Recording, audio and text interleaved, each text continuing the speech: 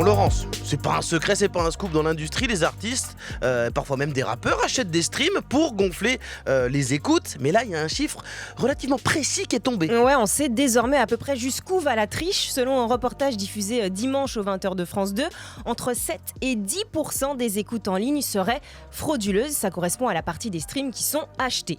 Aujourd'hui, c'est la technique pour asseoir sa domination dans l'industrie. Chaque fois qu'un morceau est écouté, la cote de l'artiste augmente et il touche du coup plus d'argent. Mais c'est pas qu'une question de thunes et de crédibilité. Selon un avocat spécialiste du droit de la musique, gonfler ces chiffres, ça permet d'obtenir des choses dans le contrat avec la maison de disques qu'on n'aurait peut-être pas obtenu sinon, de monter les budgets par exemple pour enregistrer un album, les tarifs de showcase aussi, et se faire booker pour un festival par exemple. Voilà, et si on focus sur le rap, c'est parce que c'est le genre musical le plus populaire en France et dans le monde, et qui donc est particulièrement touché par la pratique. Il y a des artistes, c'est via leur maison de disques qu'ils vont s'acheter ces streams. Ouais, on parle d'un système de triche très organisé qui touche toutes les plateformes, les géants Deezer, Apple Music, Spotify ou encore YouTube.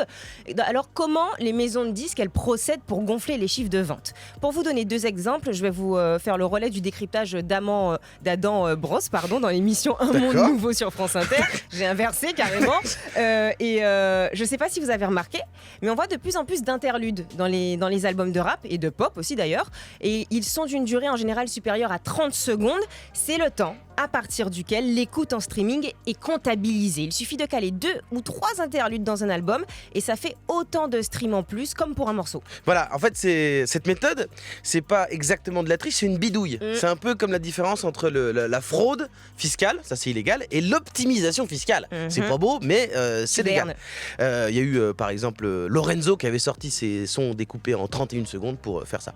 Deuxième exemple maintenant, environ 1 an après leur sortie, les albums sont presque systématiquement réédité dans une version augmentée avec des nouveaux morceaux plus ou moins bien fournis. Oui, et ça permet d'ajouter des streams au disque et de faire grossir son chiffre d'écoute total. En plus, les fans hardcore qui représentent 5% du public, ils vont se précipiter sur ces rééditions collector vinyle et c'est comme ça qu'on gagne son disque d'or. Voilà, en fait, c'est une manière, les rééditions, d'avoir les badges d'honneur, platine, tout ça, diamant. Gims, par exemple, a fait souvent des rééditions parce que pour arriver... Jay-Z aussi, il a beaucoup de techniques. Mais la technique, la plus simple, c'est la bonne vieille triche. L'achat, c'est acheter des comptes ou alors mettre des ordinateurs qui achètent des streams et qui font des streams sur les comptes de ces artistes-là. Exactement, tu les fais tourner toute la journée et toute la nuit et tu fais en sorte de ne pas te faire péter parce que c'est quand même un peu cramé. Certains sites vendent des écoutes aussi, 7€ pour 1000 streams et moins de 3000€ pour le million de fausses écoutes. 2 plaintes pour complicité d'escroquerie viennent d'être déposées par la SACEM d'ailleurs. Comme tu l'as dit, Guiran, ça n'a rien de nouveau. Ça fait longtemps qu'on en parle, en plus sur Move depuis un moment, mais bon, c'est quand même l'occasion de rappeler que l'arrivée des plateformes de streaming a transformé mais radicalement l'industrie du rap. Aujourd'hui, la crédibilité d'un rappeur se mesure beaucoup plus au nombre d'écoutes qu'il cumule qu'à la qualité de ses textes et du message qu'il véhicule. On va laisser Titoff conclure. À la base, tout est pas idéal. On voyait pas futur dans l'école, je te parle de l'époque où il y avait pas les streams et la cote. Réseau, toute l'actu d'Internet. Avec Laurence et Guiran.